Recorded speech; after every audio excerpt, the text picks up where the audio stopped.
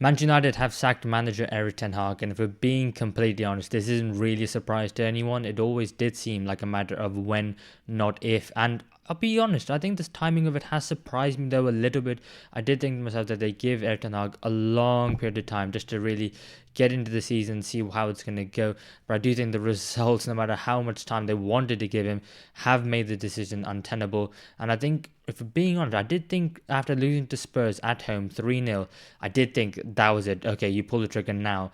But maybe they thought, okay, do you know what? It's one massive loss. It's massive, but let's not be reactionary. Let's maybe give a bit more time. But the results have not improved since then. And after losing to West Ham, I did think with the big game being Liverpool versus Arsenal on the weekend, that maybe you could, go under the radar a little bit. Everyone talking about Liverpool and Arsenal, and then maybe United would be the second or third biggest talking point coming out of the weekend. But clearly they were like, no, we've seen enough. It's time for him to go. And 9 games in, 14th in the Premier League table. That 14th is simply not acceptable if you are Manchester United. Yes, if we're being honest, we can joking aside, Man United are never going to get relegated, but 14th simply isn't acceptable. 8th last season in the Premier League wasn't acceptable where they finished, but it was for the fact that Man United won the FA Cup against their bitter rivals Man City, which did keep them in the job. And if we're being honest, we all did know, and it was pretty open out there in the media, that Man United were going through a process of looking for a new manager, but they didn't find who they're looking for, and so they decided to stick with Erik ten Hag. And maybe they should have been a bit braver, maybe they should have taken the chance, but I do think that this decision now, who the next Man United manager is, and I want to hear from you guys, who do you think? Let me know in the comments below, because it is so massive, because from Moyes to Van Gaal to Mourinho to Ole Gunnar Solskjaer to now Ten Hag, Man United have had a plethora of failures, and there have been good moments. Trophies have been really exciting. Jose Mourinho got second. I think Solskjaer got second as well. But it's about consistency. It's about consistently challenging and being up there, and that's where Man United need to be. The minimum requirement should be challenging for the league title from Man United, and they just haven't been able to do that. And Erik ten Hag, while it started off well in the first season, getting the Carabao Cup, beating Newcastle in the final, and getting Champions League, you wanted them to build on that and kick on from there, but it didn't really work. Obviously, you had the whole thing with Cristiano Ronaldo and an interview that he gave just before the World Cup, and all of that, and then you had the falling out with Jadon Sancho. You had last season's just terrible run of form, getting knocked out of the Champions League so early on in the group stages, in a group that was probably winnable. You then also had the fact that finishing 8th, no style of football, no attacking football that was exciting, getting fans off their feet, and it did seem like the summer was the perfect time to get rid of Erik ten Hag if you were going to do it, but there just wasn't, or didn't seem to be, a manager out there who was, jumping out at everyone and going, yeah, that's the manager Man United need to be going out and getting. And has that changed now, 9 games into the season? I don't think it has. I mean, you think about it, like Thomas Tuchel, that's one potential name that's been taken off the table because he's now got the England job. Who else is going to be not England manager, sorry, Man United manager? I'm not really sure. No one really stands out, if we're being honest. And yeah, when you think about it, Ruud van Nistelrooy now interim manager, it was so obvious. Bringing a former Man United legend, making part of the backroom staff, someone who has had managerial experience, not at the highest level, but has had some. It reeks of Ole Gunnar Solskjaer, doesn't it? But I think the difference is with this one, because you've gone through the whole fiasco with Ole Gunnar Solskjaer and it not working out, Man United cannot give Ruud van Nistelrooy, in my opinion, the interim job till the end of the season. That is just writing off the whole season, because you don't learn anything, if we're being honest. Ruud van Nistelrooy should not be given the Man United job full time because he's not qualified. He is of course a Man United legend, but if we're being honest, Man United need the best in class, and that's what Ineos and Sir Jim Ratcliffe have been about ever since they first came in and have taken football in control of Man United. It's about hiring the best in class. It's hiring Barada, Ashworth. It's all about the players, the managers. And so that's where they need to go. They need to now hire the best in class in terms of manager. And then they need to go about and getting the best in class in terms of players in the future. But who that manager is really, really hard. I mean, Man United will always be able to get the best manager out there. Well, some of the best managers out there and some of the best players out there because they are Man United. But you really want to be tracking them because of the fact of the football you play, not because of the fact that it's Man United because we're going to pay you loads of wages.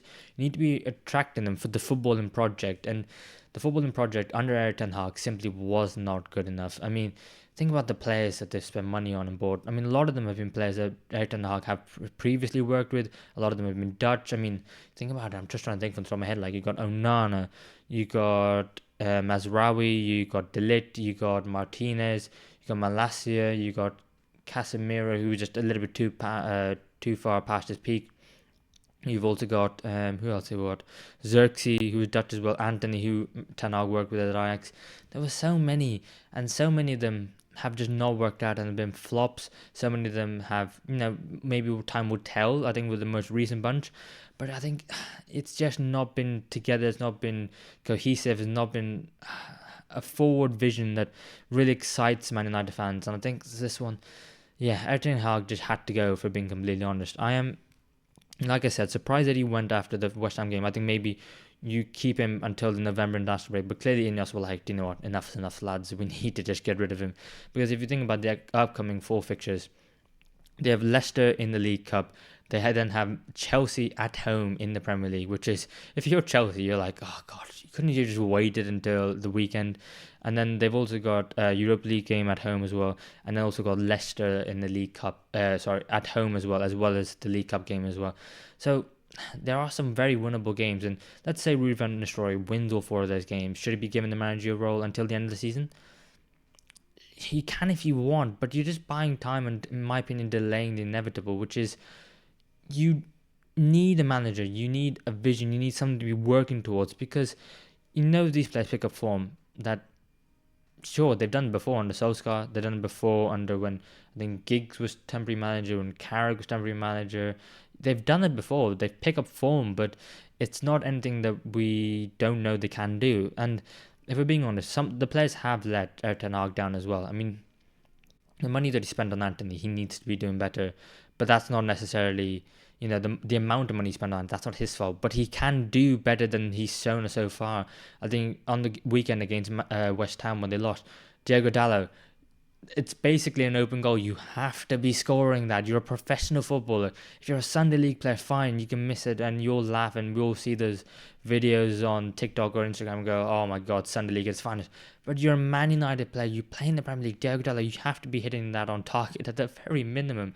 You've also got Bruno Fernandes missing a header, which he has a great chance. I think you've got Nacho, who ended up having a great opportunity as well. I think Nefa Guerra as well ends up hitting the crossbar.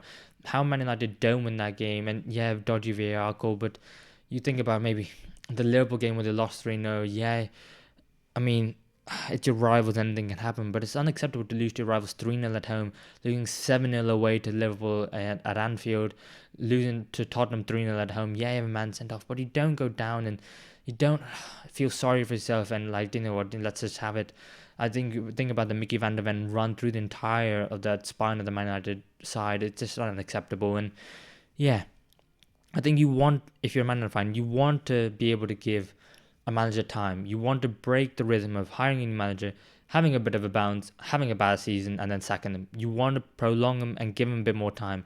But the football and the results have just made it so that Erik ten Hag is clearly the wrong man to be given that time, and no matter how much goodwill you want to give him, no matter the League Cup, the FA Cup, you want to come on ten Hag, you can do it. It's just not there whatsoever, is it? And yeah, I think Ineos have finally come to the right decision. I think it was time. It's just a matter, like I said, of when, but not if. But who on earth becomes the next permanent manager? I mean, like I said, not Ruud van Nistelrooy.